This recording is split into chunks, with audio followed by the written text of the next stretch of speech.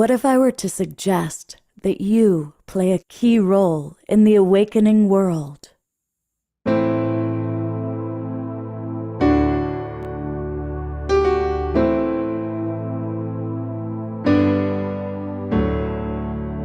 that you are watching this because you have heard the call.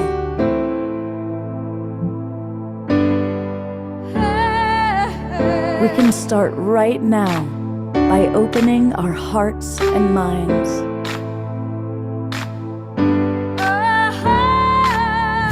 Welcome to the awakening world.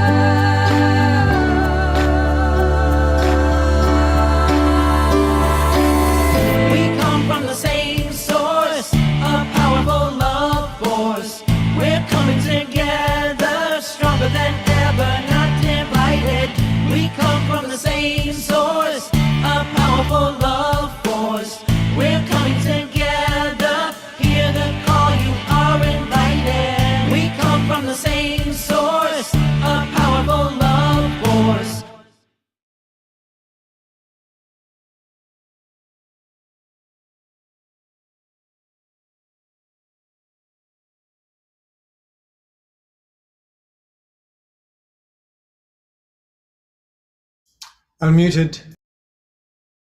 Let's try that again. Hi, everybody. I'm Love Coach Scott Thomas. You know me by now. And that's Omashar. And we're going to have a rather unique show tonight. It's going to be a lot of fun. It's going to be all about awakening. And we're going to hear from Marianne Williamson. We're going to hear from Reverend Michael Beckwith. We're going to hear from Jonathan Robinson, who wrote The Enlightenment Project and has interviewed everyone from the Dalai Lama on down about awakening and about enlightenment. We're going to have a meditation, but most of all, we're going to have 3 songs from Omashar. We're stocking up on Omashar because he's going away for a couple of weeks. He's going to merry old England. So we want to get as much Omashar as we can before he leaves. It's great to see everybody. You know what to do. Move and groove. Get ready, Eleanor Joy and Ian and Nitya and everybody else who's going to move to the music. George, I love putting the spotlight on you. Smile and move to the music, partner. And let's have fun tonight. Take it away, Omashar. All right. Well, greetings, namaste, and aloha, everybody. Here from thunderstruck Colorado. It's gone from 97 degrees to thunderstorms and lightning and torrential rain to sunny skies. So it's kind of cool, actually. I love the thunder. And so here's a thunder song called Just When. It doesn't know if I'm just making it up.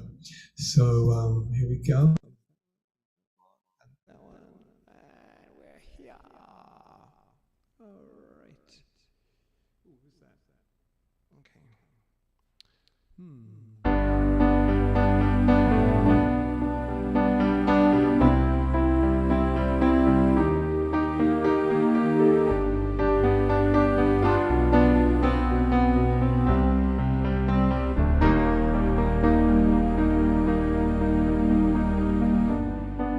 Just when you think that all is lost and the curtain looks to fall. Everyone, come on, get it together. Perhaps it's just the song of home that calls, and your trust in life exposed. No need to sit around and mope. Where there is love, there's always hope. Trust in your life and you will see that you reflect as me.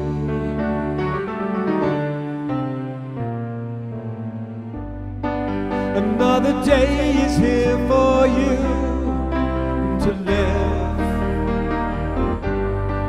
and I'll walk it through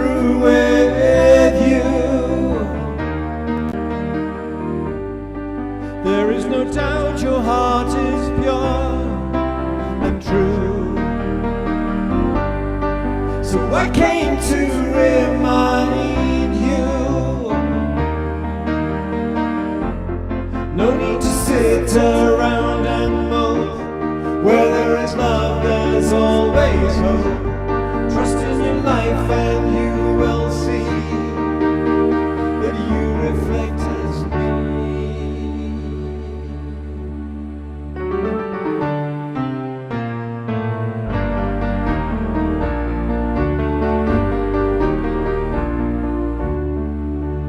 I am in all that you will see. Have trust in your life and trust in me. Dust yourself down and I'll lift you up. I will fill your loving cup.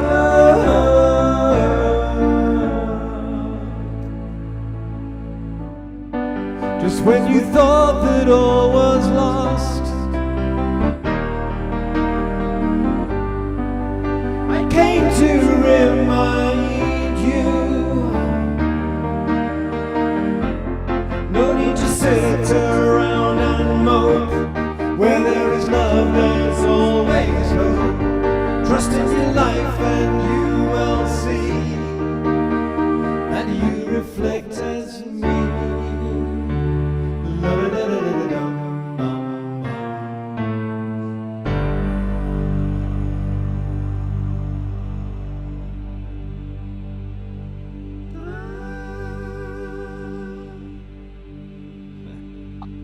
Hey, Deborah. Hey, beautiful, beautiful Mashar. How are you? I'm glorious, thank you. Always glorious. In spite of what I'm feeling, I'm always glorious. Not in spite, in as well. Yeah, consummate. Let's put it that way. Yeah, you look beautiful, radiant. Yes. So do you. So do all our members here. Everyone here in the team. So sweet. Beautiful. So Everybody's showing. we're going to hear a lot from Deborah a little bit later after the Twin Ray meditation takes place. But we're also going to hear from Michael Beckwith, and Jonathan Robinson is going to join us very shortly. And so we got a special surprise guest. What I'm going to do though is I'm going to start with what Michael Beckwith had to say when I asked him about the awakening world. And so this is about a 10-minute video. And then when this is over, we will go straight into Jonathan Robinson and then the meditation, which will be happening here at the Haven, but over on the other side of the Haven. So we're going to tune into it in kind of a unique way.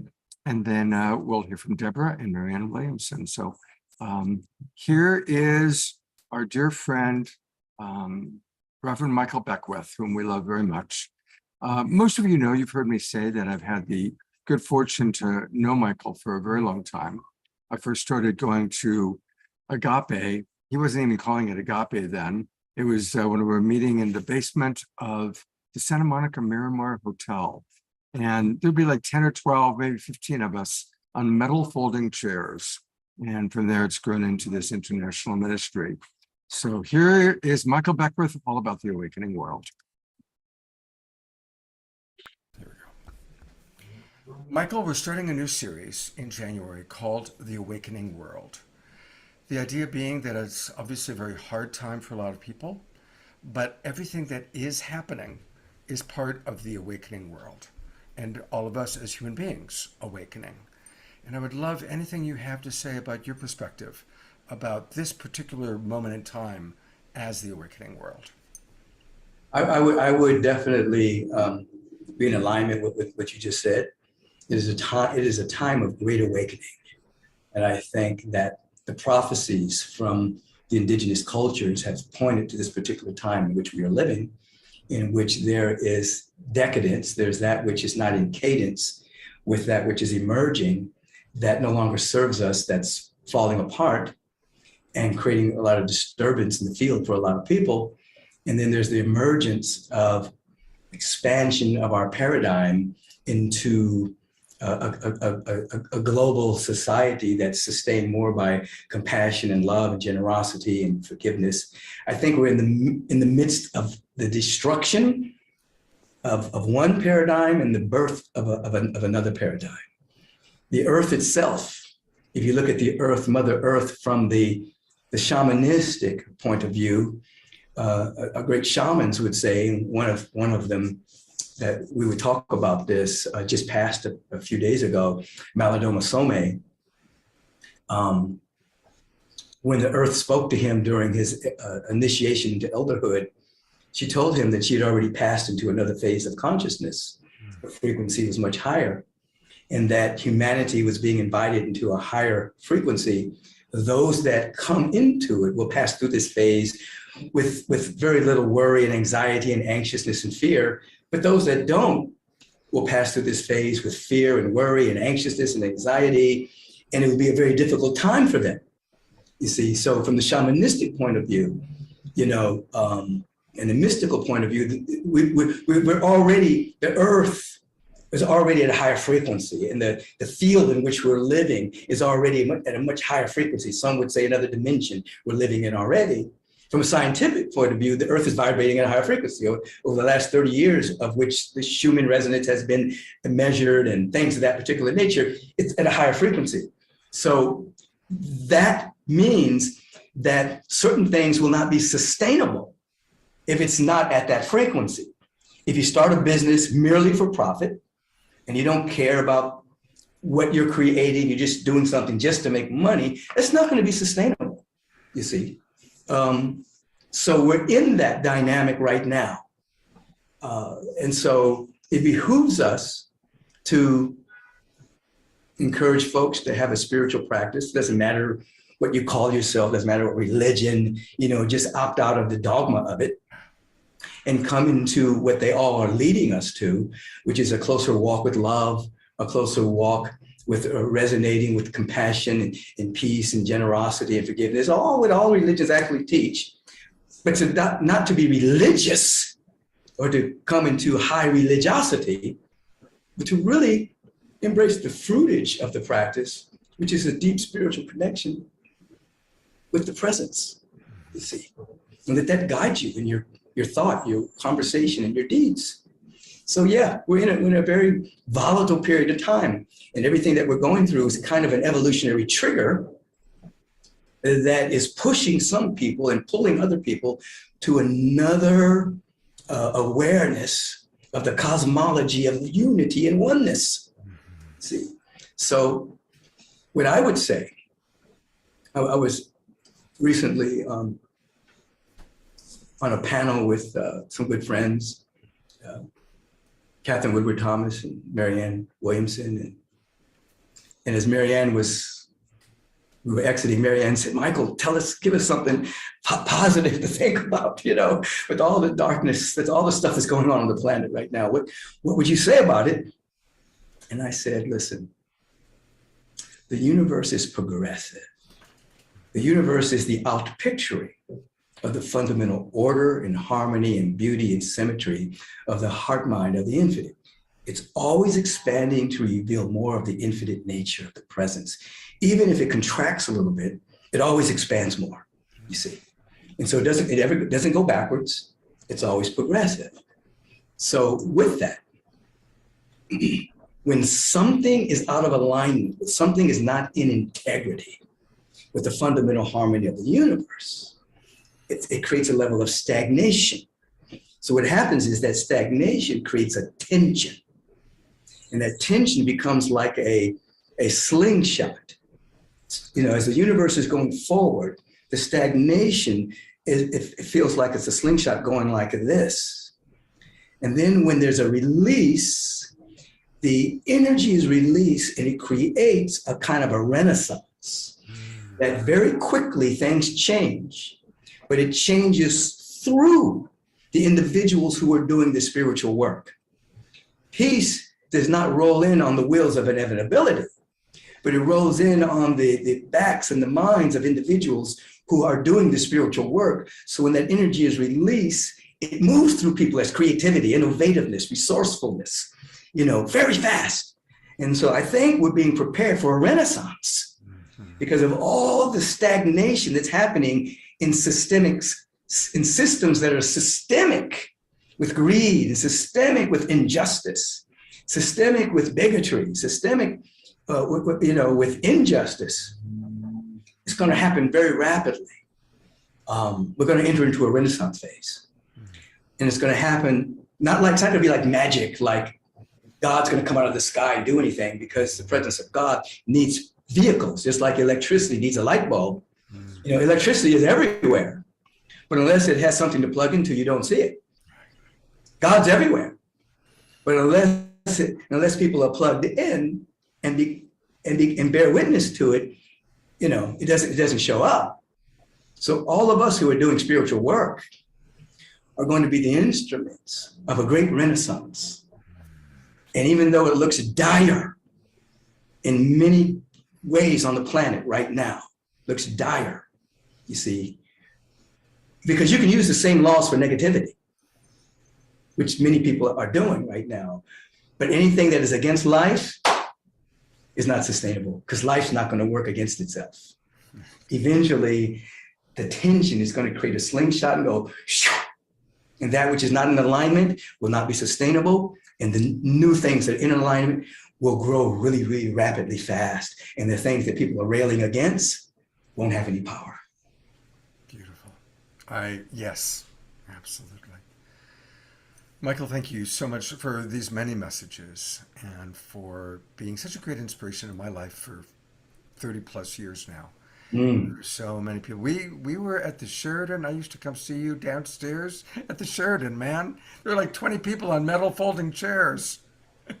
Absolutely. We started in my living room, and then we went to the Santa Monica Bay Women's Club, and then we went to the Miramar Sheridan downstairs, and then we went to the Wedgwood Room, and then we went to the Starlight Ballroom, and then we got those buildings over on Olympic, and then we went to Culver City, and now we're here at the Saban Theater in Beverly Hills. We're just in the midst of, right this moment, in November, going into December, we're celebrating our 35th anniversary. Wow.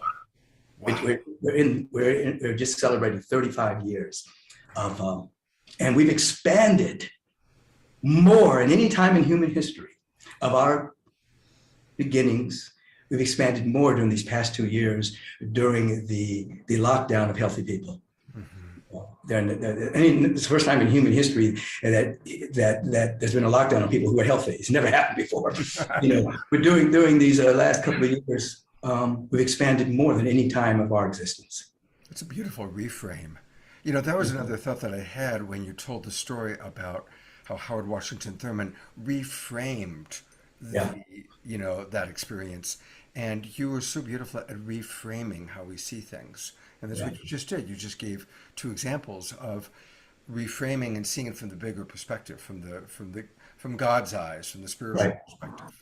Yeah.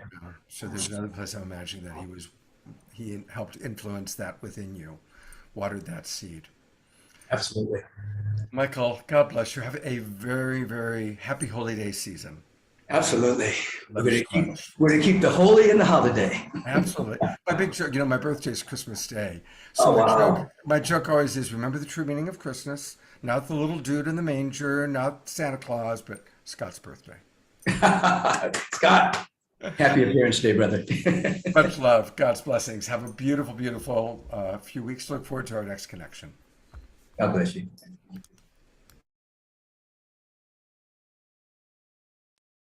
I love that man. Oh, there we go. I really do. I love that guy.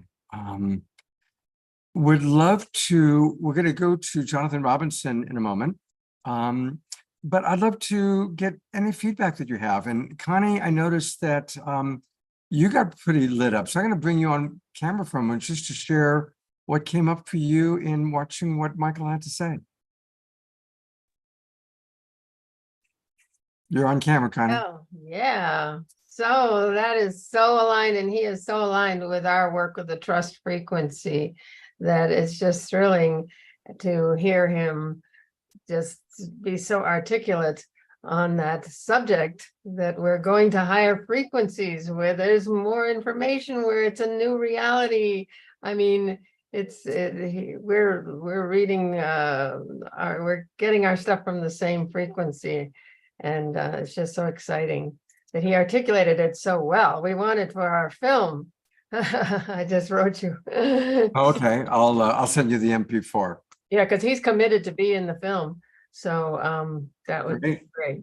There you have it. There we have it. Well, good to have you with us. And I get to introduce one of my best friends. To be honest, we put this show together at the last minute. There was going to be something else happening tonight, and the people doing it had to postpone. So it's like, okay, what are we going to do? And I decided, and Trish wasn't available tonight. So I decided, okay, well, let's talk about awakening. And then I realized if we're going to talk about awakening, my best friend is the guy, he's the dude. And I'm talking about Jonathan Robinson. Now, what makes him the dude? Well, he happens to be the guy behind the amazing book called The Enlightenment Project. It's his latest book. I believe it's Jonathan's 15th book. And I've listened to it. I listened to the audio version of it, and it's brilliant. It really is wonderful. And Jonathan speaks very humbly and honestly, and with a certain amount of humor. He's a funny guy, about how he went from being depressed to, I'm going to say, semi-enlightened. You know, we have our moments. You know, we're going to hear from Marianne Williamson later today, and she talks about that too. It's like about how one moment you can like really be in tune, and the next moment you can be very much in the ego.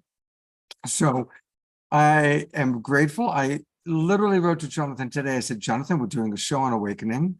Are you available? And dear friend that he is, he popped on in. So welcome, Jonathan. Great to see you, Scott, and the whole community. Absolutely.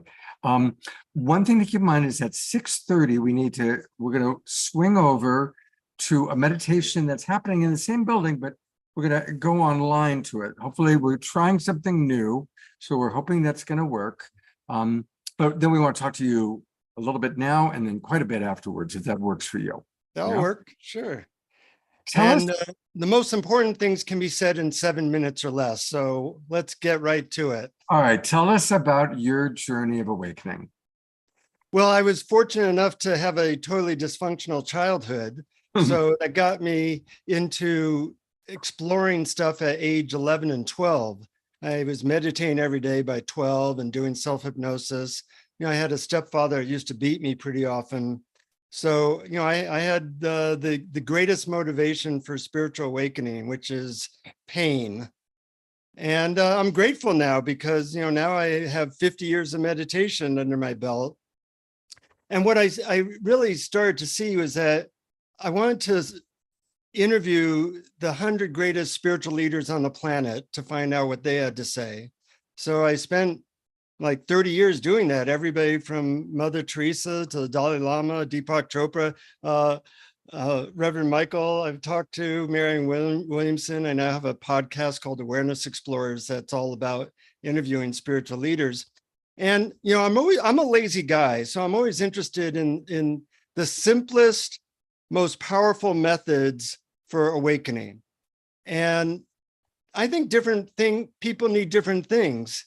You know, we're in a race between consciousness and catastrophe, and we don't have time to piddle around anymore. We need to tap into the peace, love within in daily life more and more often to deal with all the, you know, the crap that is thrown at us. And I think everybody has some key that if they found it, they could get there more quickly.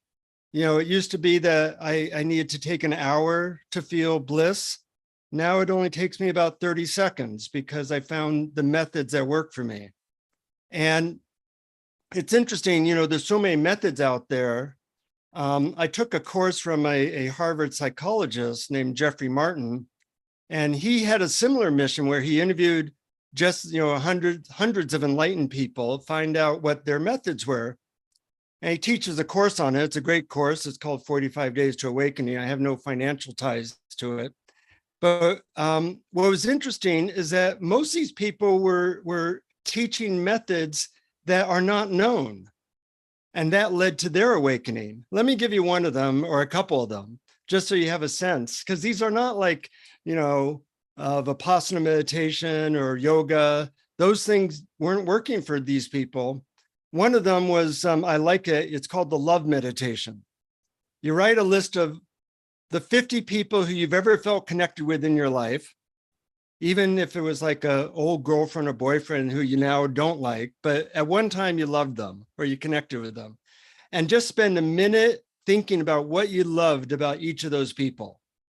Well, what happens is you're inundated with love for 50 minutes and it builds on itself. And it's incredible to feel inundated with love. It's like, an intense drug trip. So that's an example that, nobody's teaching that method, but that's a method that a lot of people used to become awakened. So, I like that. I like a method I use, which is really fun, is I just imagine that I was just born. What's it like to look at the world from that perspective where, you don't even know what anything means. There's a screen in front of us. What's that? With these letters written, what's that? You're just looking at everything new.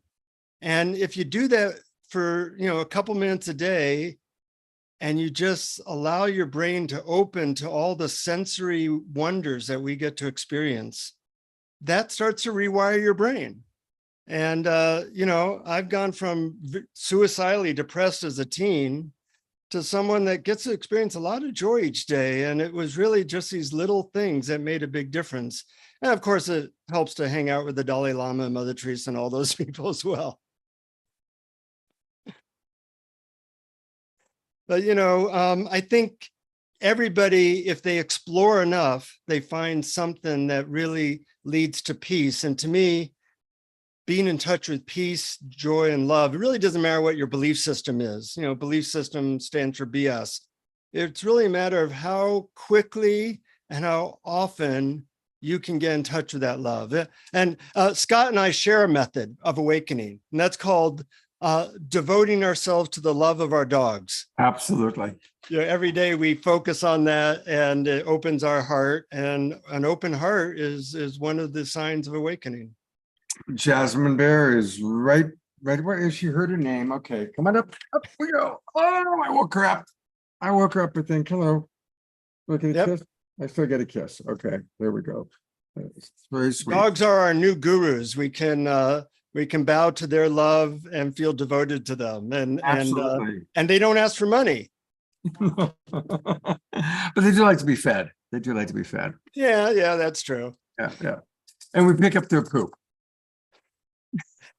We're their servants, evidently. Yeah, exactly. I had never heard that before about how belief system is BS. I like that. That's a good one. We're gonna swing over in a moment to the meditation, hopefully, once we see that it's happening. But you have you mentioned interviewing the Dalai Lama, and I love your story about the question you asked the Dalai Lama that we all want to hear the answer to, and I'm wondering if you would share that story. Sure. The Dalai Lama, I asked the Dalai Lama, how can we deal with conflict, like in relationships? And the first thing he said, because he's so humble, is, I'm not an expert on sexual relationships. He's a monk. But he said after a moment, I have a ancient Tibetan talisman I can give you that will help end all conflict. And he told me to close my eyes. I'm very excited. And I'm wondering what he's going to give me or show me is this magical thing that, can end conflict. And when I open my eyes, he tells me to open my eyes, and he's wearing one of those big red bozo noses, those big red noses that you wear. And he just started cracking up. And he then said, it's impossible to argue with somebody with one of these noses on them. And, I'm a psychotherapist and a marriage counselor, and it's true. If you start arguing with your mate, just put on one of those red bozo noses. That'll save you a couple of years of therapy. I love that. It's such a great story. And it's wonderful too, because it's such a pattern disrupt both ways. It's a pattern disrupt with the bozo nose. It's a pattern disrupt of the Dalai Lama, who we think is going to give you this ancient, Tibetan talisman, right? Yeah. We're still waiting for them to get the meditation started. It's hopefully going to start in just a moment. Can you share with us a little bit about Awakening Explorers, this podcast that you're doing, and we'll put the link into the chat box, but tell us about that for a moment. Yeah, it's called Awareness Explorers. It's now one of the more popular spiritual podcasts in the world. And it's me and a friend who just decided we want to find out the cutting edge technology, inner technology for finding peace and love. And so we talk to people like Adyashanti and Byron Katie and Marianne Williamson recently, various Deepak Chopra, various awake teachers, and ask them, what's your best method for waking people up? And we, ask them a little bit about their story and how they got to where they are. And, I did it mostly because I wanted to learn the stuff, but it ends up other people wanted to know it too. So we have these great conversations. It's all free. If you go to awarenessexplorers.com, in the navigation bar is the word meditations. So we now have 100 guided meditations for free from all these spiritual leaders. I asked them, give me your best 10-minute guided meditation, and it's all free. And you're welcome to explore that if you are an awareness explorer. And if you're on this show, I'm sure you are. So yeah, we come out with a new one every couple of weeks. And recently we interviewed Gangaji, if you know who she is. But these it's such an honor to interview these people and find out their story and their struggles and how they overcame them. And I'm kind of a technique junkie, so I also ask them, what's your favorite way of connecting to awakening to peace and love? And people come up with some pretty interesting stuff that often works better than stuff that you read in a book. So I'm going to go one more time to the website. Here it is. It is awarenessexplorers.com. And it's remarkable how many episodes you've done, how many places you're carrying it. And make sure, everybody, you put in your email address so that you can keep in touch with what's going on here. Yeah, you get a free guided meditation when you put in your email address, and it's one that I think people will really enjoy right away. Great. All right, we are going to make an attempt. This is a new thing. We are going to try and see if we can connect to another event that's happening. So let's give that a try, shall we? So this is an experiment, everybody. There is Jonathan and myself, but I'm not seeing the other live broadcast. So we may not get the meditation. Although I was at a Eckhart Tolle retreat once, and he didn't speak for like 15 minutes. And then he said, if you're waiting for something to happen now, you're kind of missing the point. I can relate to that. I can definitely relate to that.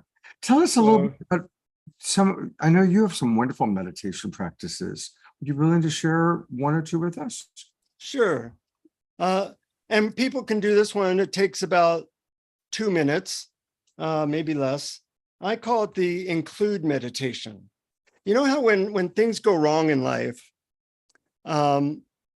we focus on that. We focus on the thing that is most not pleasant in our life. That's what the human mind does. So whenever I notice that I'm focusing on a problem or something like that, I'll say, what else is going on? And, what else is going on is, as I look out the window, there's, wind moving through the leaves and it looks very pretty. But what else is going on? Well, I can feel my butt in the chair, feels warm, feels comfortable. What else is going on? Well, I'm talking to a group of people and I'm getting to share some heartfelt stuff. What else is going on? Well, I'm aware that I'm doing this. There's a sense of peace to that awareness. What else is going on? I can feel an opening in my heart now as I talk about these things. And what you do is you just expand from our limited mind view of focusing on problems and plans to expanding outward and outward and outward until you start to feel the bigness of life, of having a human life, of feeling grateful for being alive. And it only takes a minute and you can use it in any situation. You know, the mind focuses mostly on problems, but the heart and our spirit are always there in the background if you just ask that question, what else is going on? Beautiful. Well, for whatever reason, it hasn't worked. Our little test is swinging over to that. So what I am going to do is I am going to play a video of Marianne Williamson. And it's a conversation that we had with her.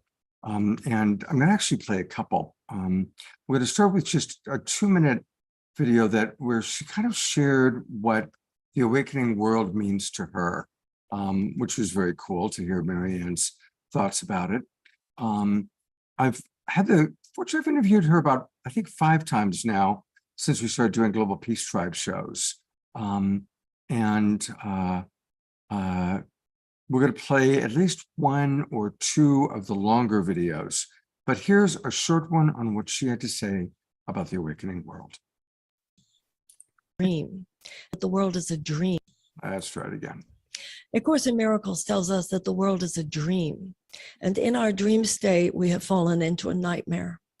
A lot of us think, well, if only we could awaken. But the Course in Miracles says you can't go from the nightmare to awakening. You have to go from the bad dream to the happy dream. The happy dream is the awakening world. We're in the process of awakening. The bad dream becomes a happy dream. A planet that is infused with so many warlike situations, people killing each other, atrocities, becomes a world in which war is merely a memory. A planet in which there is so much unnecessary suffering becomes a world in which there is no unnecessary suffering. A world in which 12,000 children die every day of starvation becomes a world in which all are fed, in which all have enough because we have used so wisely and compassionately the resources of this planet. A world in which laughter and love and song and forgiveness and dancing and merriment is the dominant human experience. Once we get there, once we're a happy dream, then we will awaken and we'll be beyond form altogether. Thank you so much, Marianne, for your incredible contribution to Thank helping you. us truly become an awakening world. Thank you. It's wonderful working with you. Here she is. And of course, she is running for president. I'm curious how many of you are kind of following it. Omar Shah has made a suggestion, which I think is a good one. Would you like to lead a meditation for us tonight, Jonathan? Sure. I have many to choose from. How long would you like it to be? I'd say like 3 to 5 minutes. Okay, great. Then let's do this. You know, when you find the right meditation, you have a friend for life. So if you're in a place where you can relax and close your eyes, if you are available for that, then that would be great. And I think all good meditations start with moving from our head to our heart. So imagine that you could breathe out the center of your chest and just feel, maybe even put your hand there and just feel the sensations in the center of your chest. Maybe you could start by thinking of a person or animal that you have great affection for. And just breathing into that and remembering a wonderful time with a person or animal. Imagine you can send them some love, or that you're hugging them. And just feel more of a sense of all the molecules of your body are vibrating. They're vibrating from the Creator giving us life. And imagine that you are in like a warm bathtub of love. You may not normally be aware of it, but we're continuously being broadcast this frequency of love. And normally we might be closing down or constricted. So notice any part of your body that feels a little tight or a little bit constricted. And allow it to open like a flower to this feeling of love, to this feeling of openness. You can imagine that that part of your body is like chocolate melting in the sun, just melting open, relaxing, unwinding. And that you are dispersing all your molecules, dispersing and becoming one with this ocean of love. And anytime you might notice any fear or constriction, you just say to yourself, it's okay to let go. It's safe to let go.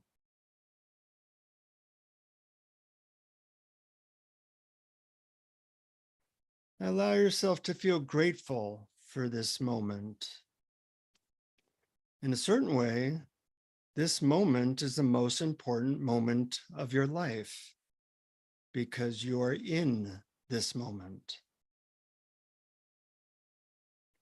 And in this moment, you open or tune or relax into this bathtub of love and gratitude for the gift of life, for the gift of this moment, for the gift of just being. And you include the awareness that we all share, the awakened awareness we all share as one human family. And you can feel that thread of connection that's always behind our turbulent minds, that's always there, calling to us, calling us to awaken. And when you're ready, take as much time as you want. Gradually become aware of opening your eyes to this material world, a world of forms and apparent separate people. But as Marianne said, that's just an illusion. And we are all ultimately one family. As in Ram Dass once said, walking each other home.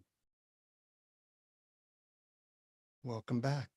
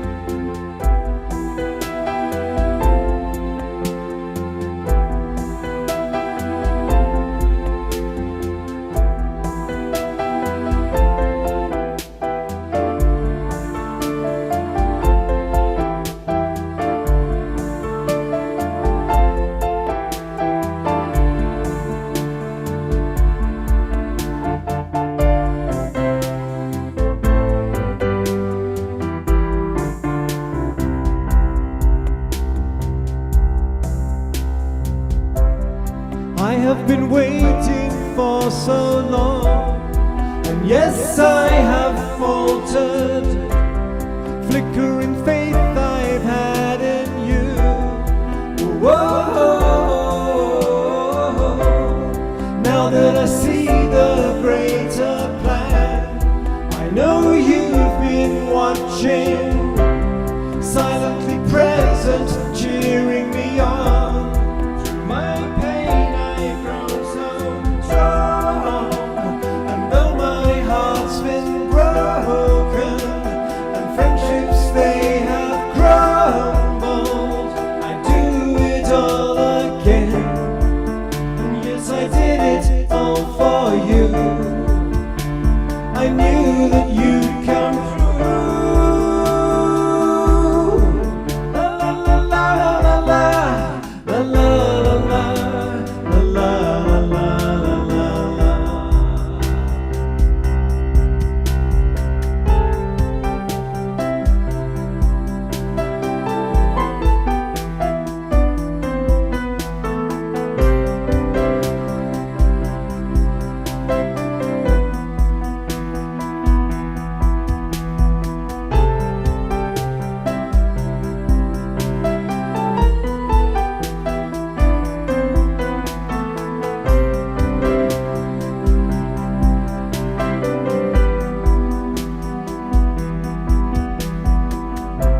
I open the door inside my heart.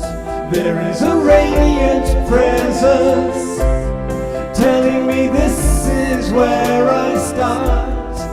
Whoa,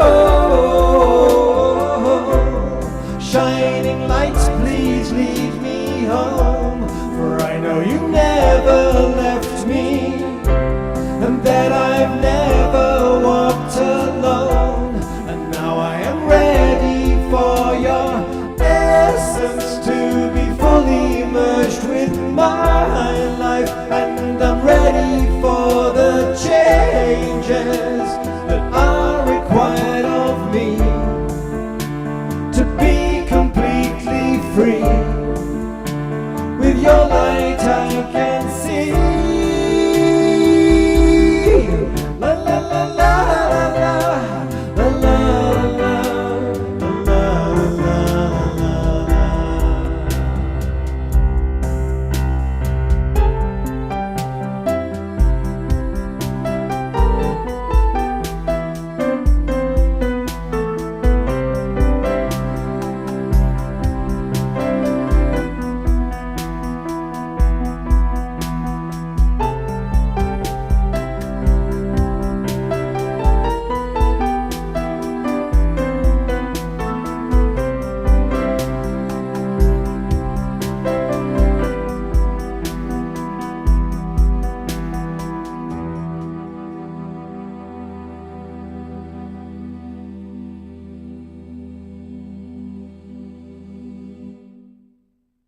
Beautiful. Let's all twinkle both Jonathan for his beautiful meditation and beloved Omar Shore for that wonderful song. Thank you so much. Jonathan, that was great. I was taken. Thank you so much. That is such a simple, truly deeply effective meditation. Thank you.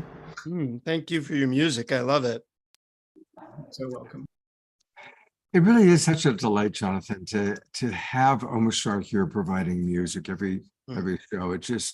It's become such a wonderful part of what we do. And actually, this is for me wonderful because it's like Jonathan, whom I love, and Deborah, whom I love, and you both have like devoted your lives, or certainly a gigantic chunk of your lives, to enlightenment and awakening. It's kind of like a clash of the titans, you know. And so I'm kind of excited to share with our audience both of your perspectives. And of course, Deborah, while you were over there, Jonathan shared a little bit about his history, where he's interviewed over 100 people from the Dalai Lama on down. But I thought it would just be really kind of fun to have you two converse a little bit. And then definitely I would love to get any comments or questions from our audience, so to make it interactive. So we're going to kind of wing it a little bit here. Well, Deborah, it's an honor. I've heard so much about you, and it's an honor to meet you. I hope someday it's in person. I do have a question for you. I hear that you were a Mother Mira devotee, and I'm wondering if you can share anything about what that was like. That's an experience, you know, she's one of the most enlightened women on the planet. And you were so close to her. What was that like for so many years? How to put that in words? Well, thank you for Yes. a beautiful question. Yeah. You're probably familiar with the word avatar? Mhm. That's how we would call enlightened being like Mother Mira. You know, for us, the difference is like we are making our way up, life after life after life, and until we can choose if we want to come back or not. And those beings, yeah, they come all the way down. You know, they have already been there, right? So, and so the consciousness is of such a tremendous difference that actually, I would really say. Every single person I've met so far, just by entering a room where such a presence exists and is there, quiets, first of all, the mind Mhm. without us doing anything, you know? Yeah. Just a matter of time, whether it happens within seconds or within minutes. And believe me, I think almost every single time we got to see Mother personally, and we had at least 5 questions, very important questions who would change our lives if we got the answers. Believe me, the second we would sit with her, there was no way we could remember those questions. Right. That's really the power. That's Mm. really, I would say, the main difference between probably even an enlightened being and an avatar is that an avatar is constantly in the presence of Source, Mhm. presence where we all come from, in that presence of the intelligence of the universe, of the source where we all come from, and the love that we ultimately are. So that silence of the mind drops us immediately into the heart, and then the love that an avatar is emanating. I mean, oh my God, we were just longing to sit next to her, and then we would feel, we would just be silent when she was talking, and we would just feel the washing machine inside of us, like, through all the chakras running and running and running. So I do believe, honestly, it's just a blessing to even just be close or just meet such a beautiful being. And yeah, I was addicted. I could not be without her anymore. Yeah. And I agree. It's such a blessing to be around people that emanate that energy. Did she have any methods that she gave, or was it more just being in her presence and being of service? Yeah, Mother is very unique, I believe, in this. She always said, I'm not a guru. I am not a guru. She said, I am the incarnation. I mean, she never talked about herself, first of all. She would never do that. So Yeah. only very close ones got to talk to her. And there are 2 books came out of that, which are questions and answers. And one which is describing the incarnation of the Divine Mother. And probably, I mean, for me, I needed the first time, I never forget the first time I met her, and I got her darshan. So darshan is the name for a blessing of an enlightened being, or an enlightened being. Mm-hmm. And every avatar is actually giving a different form of darshan. Obviously, just being in the presence of the avatar is enough for them, but for us, we love to have a kind of a sign from the avatar, right? So that we get the blessing. And I don't know if you all know the hugging Amma, from India. So her way to give darshan is by embracing everyone, right? So we all got the hug, Amma's hug, and Mother Mira is different. She used to take our head like this. So she would put her middle finger here. She would take the head between her 2 middle fingers, which now we all have two main nadis going all the way through our body, all the way, and they are filled with knots, little tiny. I mean, this is really highly electrical, vibrational work, right? And so every maybe trauma or everything that we experience also in past lives is one knot. And so so when she was taking our head, what happened is that she carefully, her light would go through those two nadis, and only, as much as we could take, knots would be unknotted. But it's really a very profound and particular work. Like if you do too much, you could die. So that's the first thing she did. And then so that's basically working on the karma, right? Working on the karma on our past lives and all of that. It's very, very profound. And it lasts only a couple of seconds, an avatar doesn't need much time, but this is really what she did. And then she would look into our eyes, and there she would see everything that's going on in our lives and in all our families, and then she would just give what we needed, without, of course. And then we go away. And today, which is interesting, she doesn't need to do this anymore. So since actually COVID hit, you can see in the Schumann frequency, the frequency of the planet has risen so much, and everybody around us is waking up like popcorn, right? So everybody's the frequency is really so high that she doesn't need to do that anymore. She is really meditating online every day, and she looks into our eyes, and then we meditate with her in silence, and that's enough to level up really the frequency of the planet. So. Yeah, I actually do that once a week as part of Vortex Healing, which uses her eyes as a focus, and I have that experience. And you're very fortunate to have that experience. Not many people in the West get to have that connection and know what that's like. So I'm glad that you're spreading that a little bit. Did you have the chance to meet her personally? Did you have? Not personally. I met Amaji and a few other people like that personally, but just the eye gazing online. But that's really powerful. Yeah, it's tremendously powerful. I never forget, my father had just passed away, I have to say. And then I was in a state of, I don't even know how to describe that state. It was, I couldn't sleep, not for days, not for weeks, but for months. I literally wouldn't be able to sleep. That's how profound for me that experience was. And that's when I met her, obviously. Often that's what happens. And I will never forget my very first time I got to look into her eyes. I was like, oh my God. I mean, it's different for everyone, really. For me, it was like, I just looked into my soul's eyes. Like I knew I looked into God's eyes. And I had no clue. And then I wanted to know, who is she? My friend didn't tell me anything. She just like, come wash your hair before. Yeah. That's all she said, And then I read the books, and of course it was also my spiritual awakening at the same time.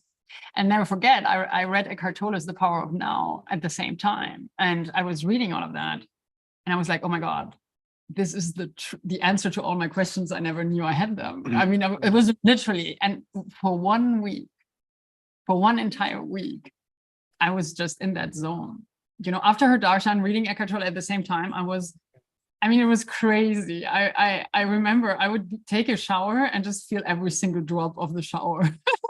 I would be walking on grass, and I was just so in awe of the grass. And then I would drive, my mother's convertible, and my friend who had introduced me to Mother Meera and who had given me the book, of The Power of Now.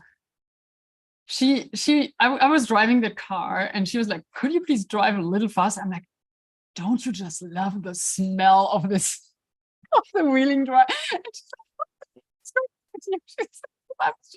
I was just gone for an entire week. And I will never forget, I think on page 55 in the German version, Eckhart Tolle actually writes, if you've met one of the very rare, real avatars out there, then you're already on a good spiritual path, right? And then I was like, oh my God, if she is who I believe she is, then I got to meet her again. And then 2 years later, I was in India helping to build her school. Yeah. Actually, Yeah. not even 2 years. It was very honestly, it was 2008, and like 4 darshans later. I mean, people had gazillions of darshan with her, and I had 4 darshans, and I was sitting next to her, literally on the plane to India. So yeah, but yeah, Here's there was a question about her website. yeah. And yeah, here she is. Here's a beautiful photo of her. And it's a simple website to go to. It's just mothermeera.com. And Meera is spelled M-E-E-R-A, mothermeera.com. So this is where you can learn more about her. She is from a small village in the German countryside. And yes, Deborah is half French and half German. And there's some really wonderful videos that people can watch to really kind of drop in with her, all about devotion, love, awakening. So there's Mother Meera. And you had a question for Jonathan. Absolutely. So what brought you all the way to, you know, on your spiritual path, and all the way to meet a couple of avatars, as far as I have understood? Well, it became almost like a hobby. You know, some people collect baseball cards. I decided I would collect spiritual methods and spiritual teachers, partly for my own benefit, but also I can be very persistent.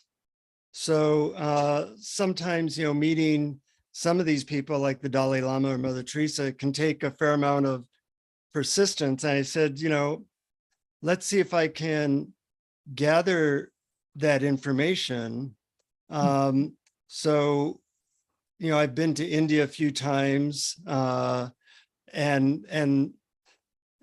like you, I can share a lot of darshan experiences, but I try to share them as like teaching stories. Here's an example. You probably know who Punjaji was. Yeah. So he was a guru, and I didn't know anything about him when I went to his ashram. And the moment I walked in, it was a house, but that was his ashram. I walk in, he's up at the front of his living room, and he points to me. There's like 30 people there. He points to me and says, "You sit here." Yeah. Well, I'm like nervous, like, you know, what am I supposed to do? So he does his thing, which is a Ramana Maharshi thing, where he says, "Who are you?" Well, I didn't know anything about Ramana Maharshi or anything. So I said, "I'm Jonathan Robinson from the United States."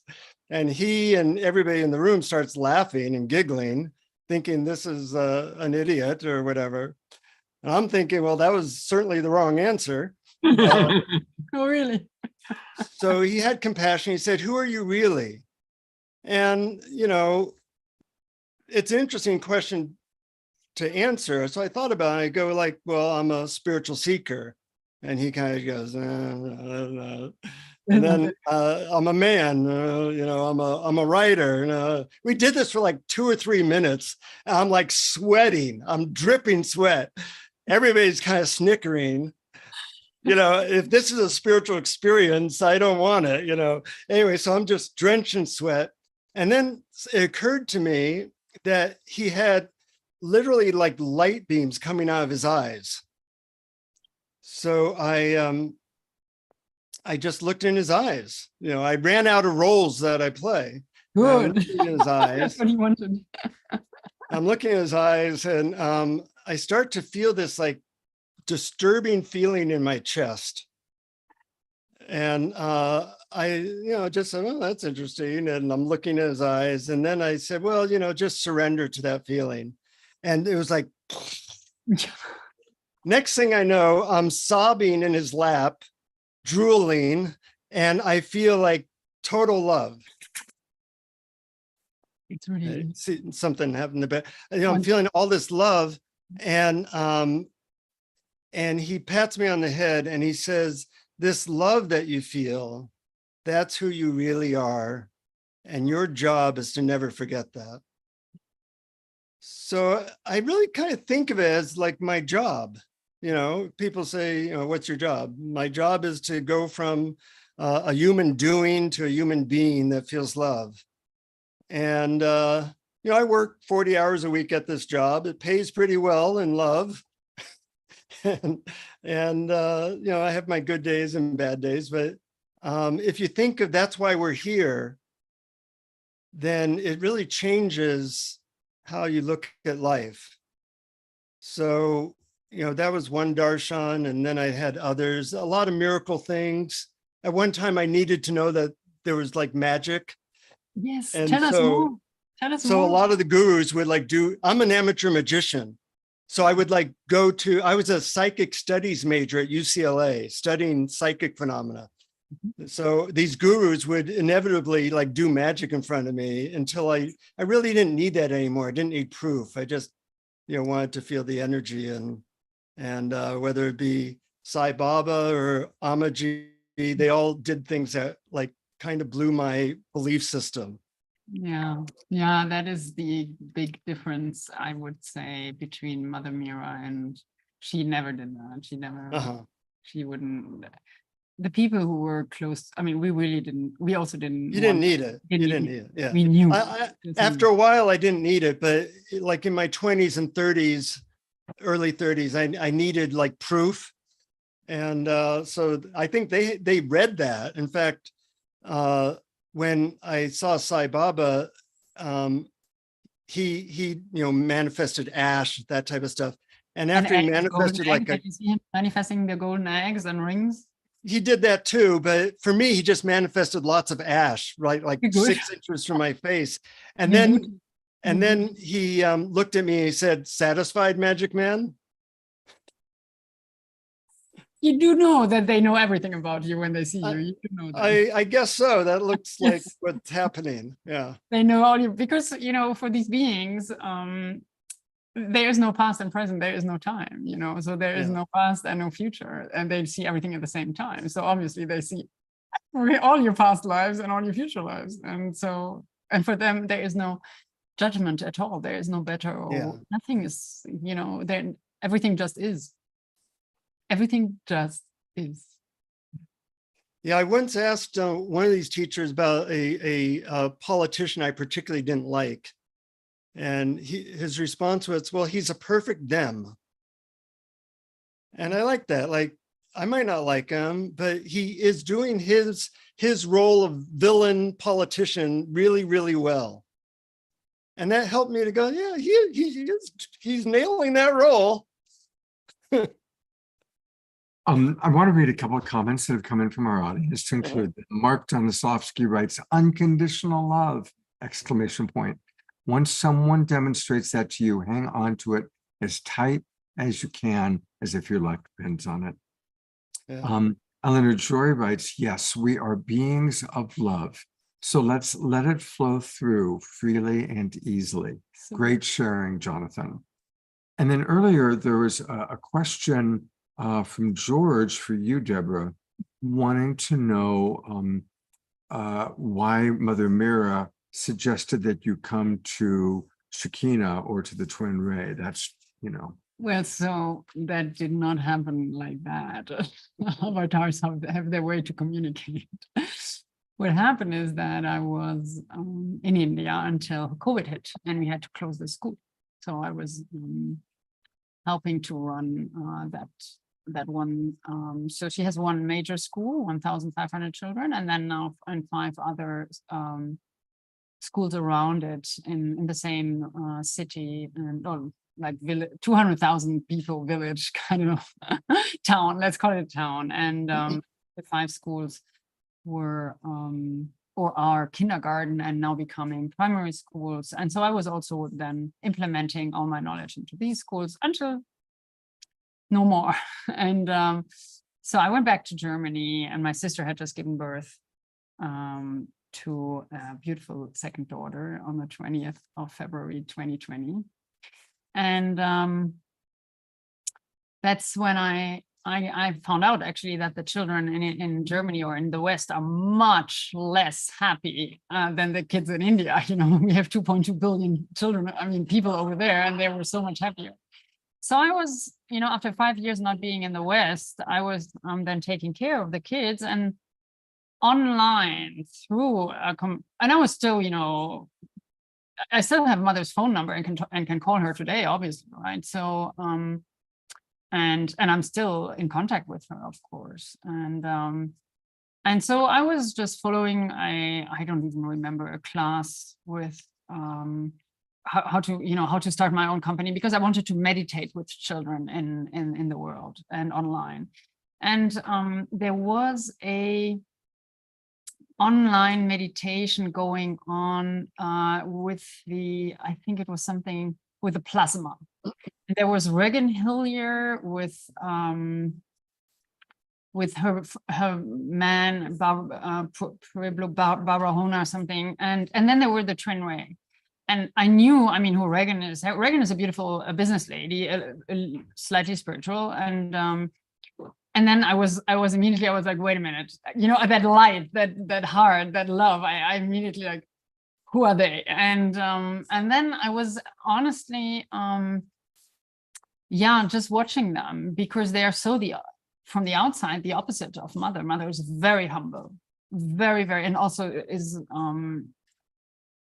her school in India, everything is very, very low profile. Of course, it's real marble and everything is clean and it's the best quality, but very humble, very, very humble.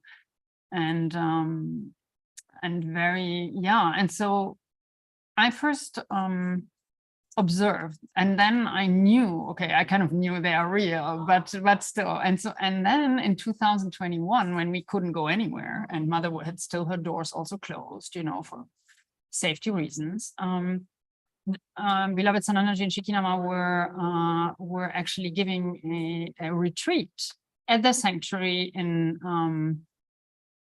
here in Ashland. And I was told, and believe me, I have never, I literally went directly to an avatar, right? I have never seen any guru in my life. I mean, of course, I know Ramana Maharshi because his teaching is so profound. I know Sri Aurobindo and of course Satya Sai Baba, but these are real, these are all real avatars. And so what happened is that I got only one reading in my life, and that was in December 2020, and from a very intuitive person. And she said, Deborah, there's a male wise master in your life, and he is going to teach you, and he's going to bring you to another level. And I was thinking, wait a minute, the only person I know is Thich Nhat Hanh. I always follow Thich Nhat Hanh. Is he coming back into my life? And he passed away that January, 4 weeks afterwards. And then I also know Guruji, who happens to be Swami Vishwananda in Germany, very close to Mother Meera. And I said, is he coming back into my life? These are masters that I know, but, and I've learned their teachings.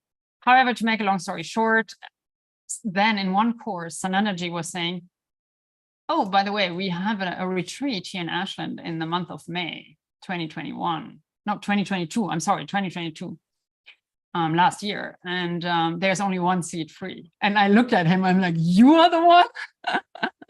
And then I was really thinking I would only come for a retreat, have just blissful 11 days in that light that I was so longing for, because I was living in that light for so many years, right? So I was just thinking, okay, I'm coming for a retreat. And when I then sat in front of them physically after 10 days, it was so clear. It was just so clear. I was like, oh my God, Mother sent me. But avatars will never tell you. A real, coming from the divine will never tell you what to do. Our free choice is the most important thing on this planet. And that's how you can actually make the difference. They will never tell us what to do. It has to be our free choice. But then, of course, I knew that there was a connection, and I just knew it. And then, of course, I asked her, and then she said, yeah, but you have your free choice, right? You had to choose it for yourself. So that's the way it worked. Yeah, that's the way how it happened. It was really the divine coordinating it all, and then I understood. Okay, I have, it's the next. I would say the next generation of avatar has just another code. It's not that the beloveds are more powerful. Beloved Sanandaji or Shikinama are more powerful than Mother Meera, not at all. They are all, they are all one. They are all brothers and sisters, and they work together. It's just that there are new codes, and I knew that she has literally trained me to be now here, integrating her wisdom and her love into that community. Yeah, And integration is such a big thing nowadays. You know, how do you take the consciousness of awakening and apply it to your business, apply it to your relationships, apply it to your body? And I think we're all kind of exploring that a lot we reached the stage where we're having the awakening moments where we're stilling the mind and being love. But the next step is taking it into the world. And that's a unique challenge for a lot of people. it is. How do you do that? How do you integrate that into your life? Well, I hang out with wise beings like Scott. That helps. No, really, actually, it does help. You know, I have used Scott's superpowers of empathy and feedback. You know, I think all of us have a weak leg, but most of us try to avoid the weak leg. And the teacher I had said, always move towards your weak leg. Figure out what you're the worst at spiritually or in the world, and focus nonstop on that, because you know, rising tide, whatever the phrase is, lifts all boats, I guess. So I was with a teacher that had me always focus on that. And you know, honest feedback, a willingness to learn, a willingness to be humble, and a willingness to face difficult things. You know, just a willingness to do that is really important if you're trying to, you know, what does it mean to be awake in business? What does it mean to be awake in relationships? You know, I was talking to Adya, and he said, just asking that question, how does awakeness deal with conflict? How does awakeness drive a car? And I think that's a level that we haven't, as a culture, quite really focused on yet. You know, first we had to, you know, people like Reverend Mike or Michael or Marianne Williamson are so beautiful in painting the picture of what's happening in, you know, in terms of humanity. But now at some point, it comes down to, what do you do nuts and bolts in your daily life? And that's an exploration that me and my friends do. We do it on the podcast. And you know, relationships are a great place for that type of feedback. I say it's kind of like if you're blowing up a balloon, if it has just a pinprick of a hole in it, all the air finds its way to the pinprick. Exactly. And you know, the balloon is love, and we're trying to blow it up, and something keeps like leaking out, and we gotta find where that leak is, and plug it up so that we can be more expansive. And in my relationships with friends or my wife, I always ask for that type of feedback, because we're kind of blind to seeing it ourselves. You know, I lived in a spiritual commune with a teacher for a lot of years. And once a week, he would put somebody on the hot seat and tell them everything, all the leaks that they had, all the things that they were doing wrong, self-deceptions, etc. And we all lived together. So we would go, yeah, that's exactly right. And then he'd say, if you think, you know, Mary is like that, raise your hand. And we all would raise our hand because we knew everything he said was accurate. And he was incredibly accurate with everyone except me, in which everything he said seemed like totally not true, misunderstandings. And then he'd say, if you know Jonathan is really like that, raise your hand. And everybody raised their hand. I'd go, I don't know this guy, you know? And after a while, I started to say, oh yeah, I am sneaky. Oh yeah, I did lie about that. Oh yeah, I was trying to avoid that. And that was really helpful.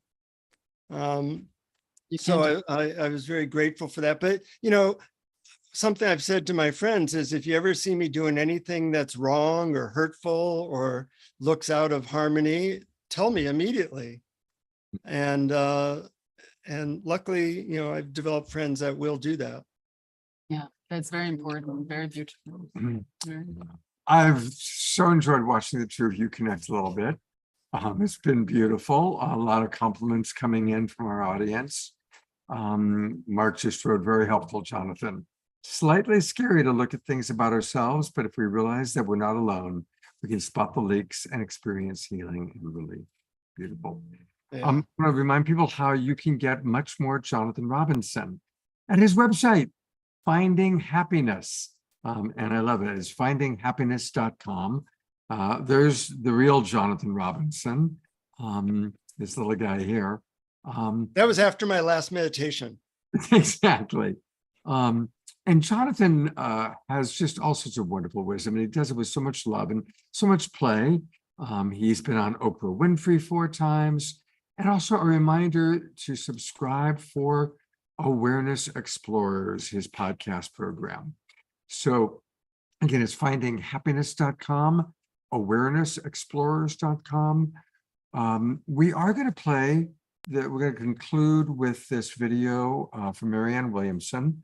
I actually had 3 that I'd show. I'm going to play just one. And then we'll have an Omashar song to complete the night.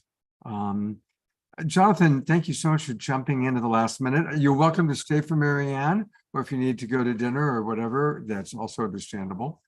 A great pleasure to meet you. I've heard so much about you, and I look forward to meeting you in person. Thank you so much. The same from my side, Jonathan. Thank you so much. It's my honor to meet you. Very, very much so. So we are going to play a video of you might all recall, I of course work with the Illuminated Film Festival. I host most of their events, and we did a special event last November where we honored the Twin Ray, Matt Kahn, Gary Zukav, and Marianne Williamson. And I've only played this video that one time live, and it's a beautiful conversation with her, where she was still kind of figuring out what she was going to do. She hadn't announced that she was running for president again. And it's a very candid interview, and you'll see kind of her humility. And it's interesting because I previewed it. I listened to it today while I was getting ready. And a lot of what she said are things that you've heard Jonathan and Deborah say tonight. So here we go. I'm going to fast forward just a little bit to where we see Marianne. There's the Awakening World. Can go.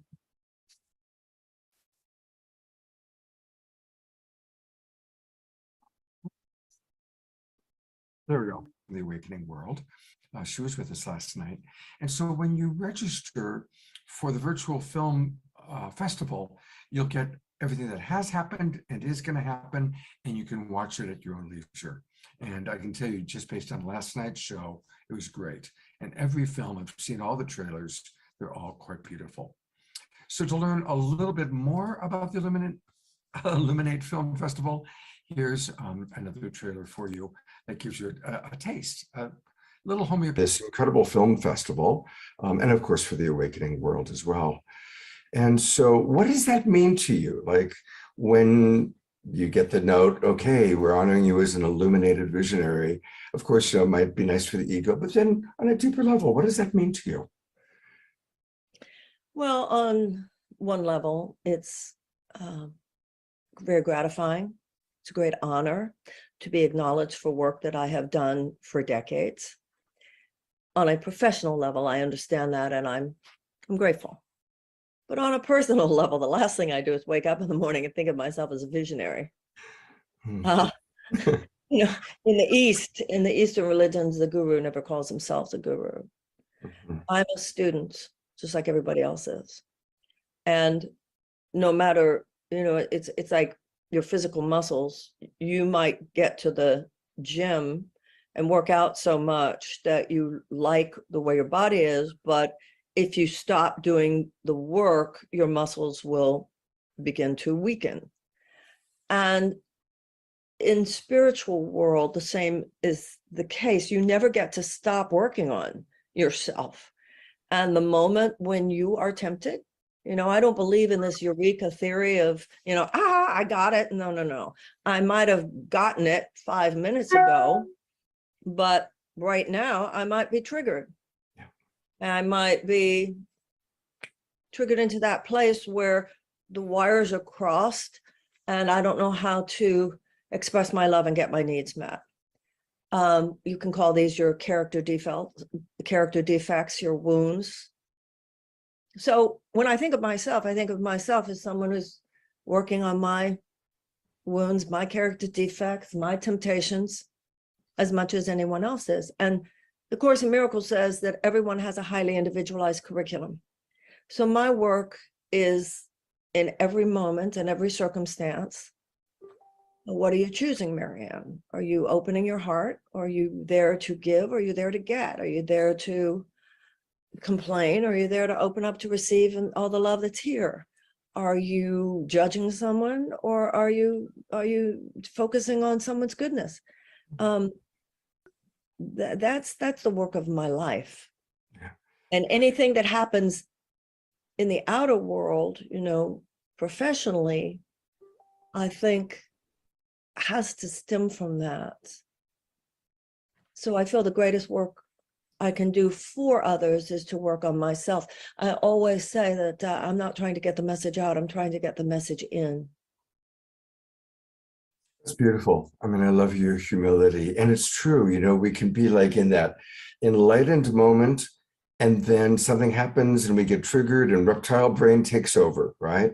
And it's important to recognize that, because, Sri Aurobindo wrote about the dangers of enlightenment, and that whenever somebody has a lot of popularity or sudden infusion of money or fame or success, it's a dangerous time, because all aspects of self can get expanded. Absolutely. So how has that been for you when you've had lots of attention, lots of focus, lots of energy coming your way? How have you managed all the different aspects of self, including the perfectly human, less evolved parts of yourself? I can look back at this point in my life and think that I pretty much fell into every temptation possible. Never over the line, but pretty close to it.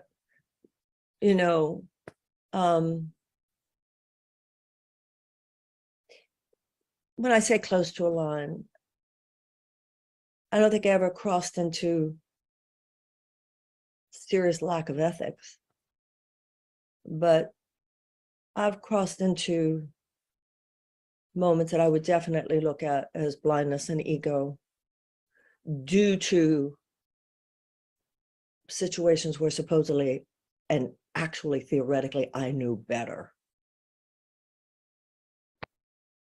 I think that's what's true for most of us at a point in our spiritual journey. We know the basics, so that any mistake we make is like, I should have known better. Like, I'm Marianne Williamson, I should have known better. Yeah. But, ego is very sly. Ego is very sly. That's why the traditional Christians call it the silver-tongued devil. The motto that I love is how perfectly human, right? Well, I think this is what keeps us humble. So I've been in situations where I've judged someone, particularly young people. I know some young women I was judging one day just in my mind. And then I thought about the fact that the very things I was judging them for when I was their age, I was much worse. Huh? It's so easy to point the finger at other people. I love it when other people say, oh, Marianne's ego. Well, you have to have an ego to be pointing at my ego. Only your ego would. So everybody needs to just point at their own.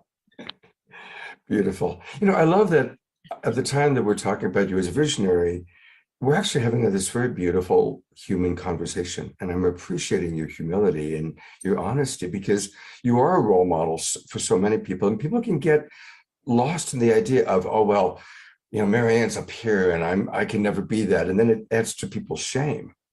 First of all, nobody who has read my books or heard me speak feels that way. But it has been my experience that those who put you up on a pedestal are the very people who would then knock you off. If they put you up on a pedestal, then the minute you do anything that's not their idea of perfection, then we're all students. The Course in Miracles says, it's you're not perfect or you would not have been born, but it is your mission to become perfect here. I feel about myself what I feel about really almost like the human race right now. Okay, Marianne, you've made some great advances in your ability to be in an open-hearted space, but there are still those places where you shut down, where you think you're better, or you think you're worse, or you think you're smarter, or you think you're more stupid, or you think you're more qualified, or you think you're less qualified, or whatever. Clean it up. This is the time. We all have, you know, it's kind of like you have a drawer in your house or a closet, and all the stuff you don't quite know what to do with, you just shove it in there.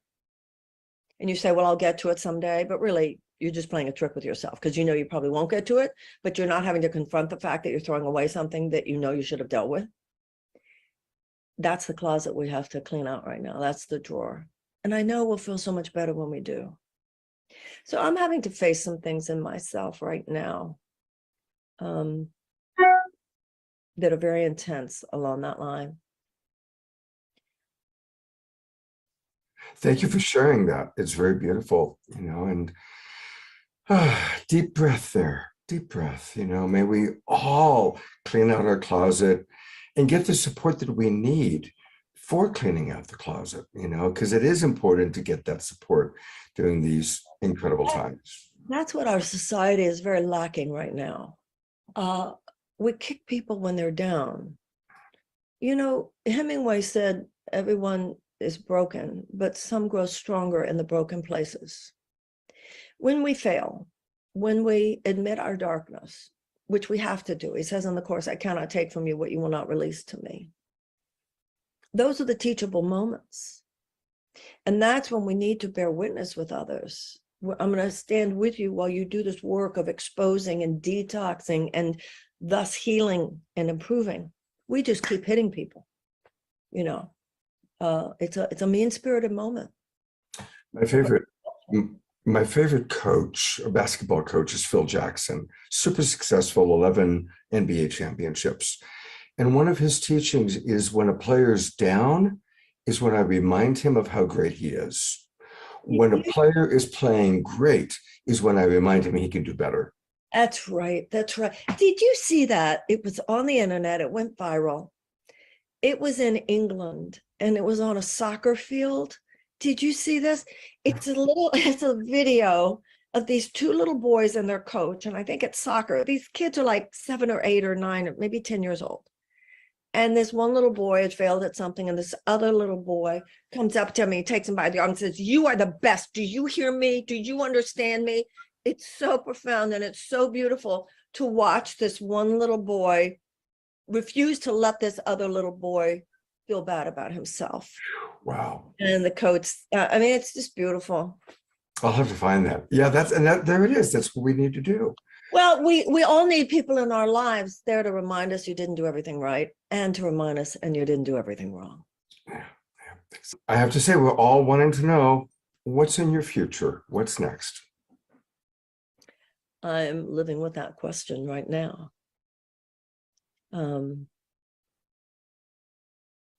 There is a story that was told by a Protestant theologian. I don't know what he called it, but I think of it as the journey of transformation from the Good Samaritan to the Conscious Samaritan. The Good Samaritan's walking down the road, sees a beggar and gives the beggar alms. And then the Good Samaritan continues down the road and sees another beggar and gives the beggar alms. And the Good Samaritan continues down the road, sees another beggar and gives the beggar alms. And at some point says, I wonder why there are so many beggars. I've spent a lot of years giving the beggar alms. I've worked really hard at nonprofit activity and certainly the issues of being more loving, but we have to face not just the condition of the beggar, but a condition of a society, the richest society in the world. Why are so many people unnecessarily suffering? And I feel that I have some things to say about that, because I think the same principles that apply to the transformation of an individual apply to the transformation of a society, because we're just a bunch of individuals. And I felt for a long time, and have said so, that those of us who are involved in spiritual work should be the last people sitting out those questions. Because if you know what changes one heart, if you know what transforms one life, you're the one who has a clue as to what would transform the larger world. But I also know it's mean out there. It's mean out there. So that is one of many factors that are playing in my head, determining what my own path might be in the future. Well, whatever it is, we will be on that path with you. Oh, thank you. Thank you so much. And I will be on your path with you. So thank you for having me and for the conversations that we have had and hopefully will continue to have. Absolutely. I look forward to that. Thank you so much, Marianne. God bless you. God bless you too, honey. And we're going to go.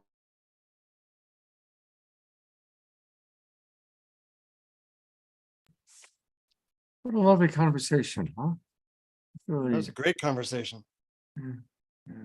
Very humble, very, very beautiful. And that was before she decided to run again. She lost $500,000 the last time she ran. She came out of it in the red, and she took a lot of slings and arrows. A lot of people were very hard on her, and you could see that what she's thinking about, am I going to do this or not? And God bless her, she's decided to do it. Every day I get my email from Marianne, it's to all of the people supporting her with her daily quote or her daily thought, and she's going for it. All right, I'll read a couple comments and then we'll complete with Omashar. Mark writes, when Marianne said we'll feel better when we can clean up the closet, I decided to turn off my gorgeous background image so I can deal with the massive pile of books and such behind me. No hiding. I know it will feel great to simplify, and I'm keeping my camera on. Marianne is amazingly brave. People are so mean to her, I don't understand it. Grace Denise writes, that was wonderful. She's amazing. Ayada writes, I've strongly felt since Marianne Williamson and then RFK Jr. announced they are running the next election, the best possible outcome would be to have both of them in the White House. She brings the heart. Yeah.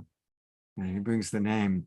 I'm going to put the camera on Sylvia, who's created a little something for us. What do you have there, Sylvia? Yeah. Beautiful. Do you want to unmute and tell us?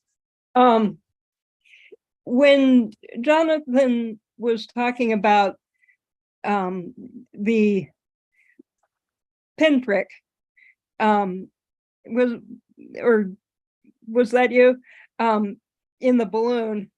I fold paper balloons, and so this one, in order to inflate it, it takes the hole. So I folded it and held it up to the screen and inflated it. And it's made with cosmic paper that I also use to fold the star box. So thank you for your beautiful offerings tonight, and it's really fun getting to know you. Great. Thank you, Sylvia. We love you very much. All right. Well, thank you. We are going to go to Omashar to close us out with some music. Or maybe let's open us up even more. What an amazing, spontaneous co-production tonight. I had no idea that it would unfold so beautifully. I feel full. My cup is full. And so let's sing a song called The New Road. I don't have a lyric in it. My cup is full, but I might just put that in there some other song at some time. So here we go. Waha.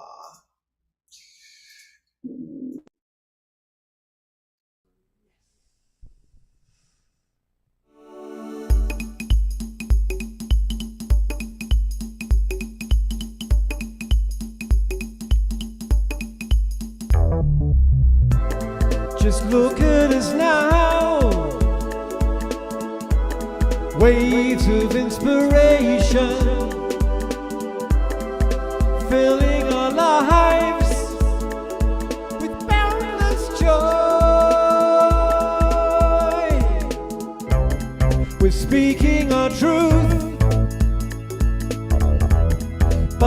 basking in the pure light, freeing the way for all of us. Take off your disguise, show your starry eyes, open up your heart, be with me. Truly we're divine, let your spirit shine. I am one within you and I love you so. I love you so.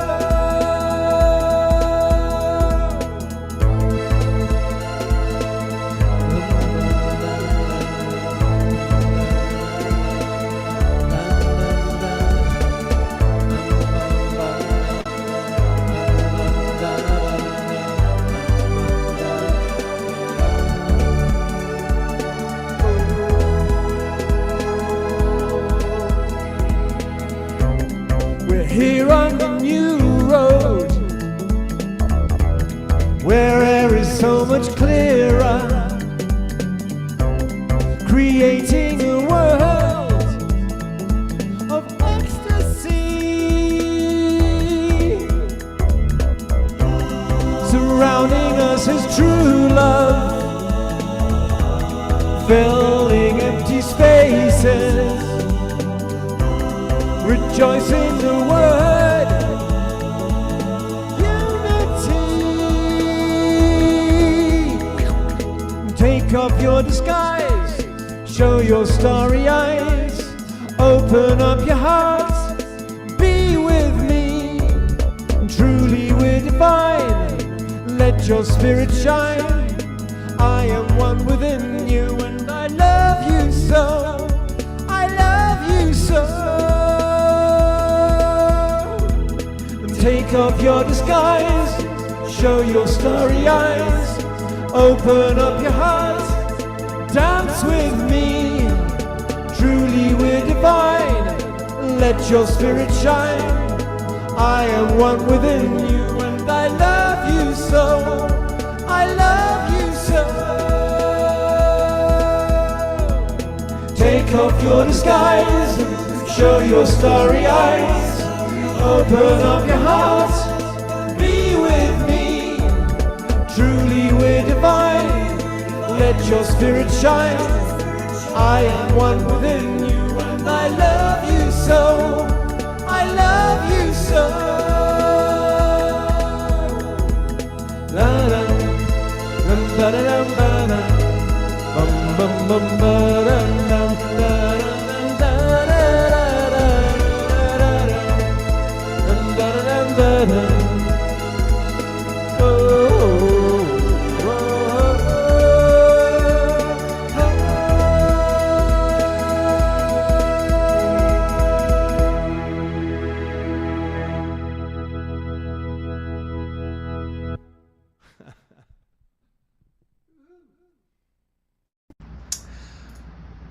Well, there it is. There it is. What a wonder, a very spontaneous show. Thank you, Deborah. It was perfect, You've absolutely done- perfect.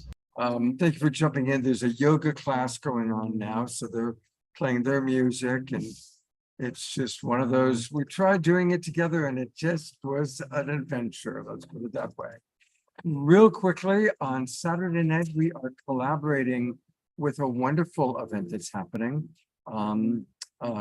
Kristen Hoffman, Ben Bowler, a lot of our friends, Rhiannon Catalyst, are doing a live event in New York, which we're going to tune in and we're going to be carrying that. And it's going to be all about co-creation. Omashar will be with us his last night for a couple of weeks before he goes to England. So we'll have some music. Join us at 6 o'clock on Saturday night for co-creation. And thank you again, Jonathan, for jumping in at the last minute. Thank you, everybody. And so much love. And yes, the SRF connection, convocation. That was put, you know what? I'll put that up real quickly. It is so loud here right now.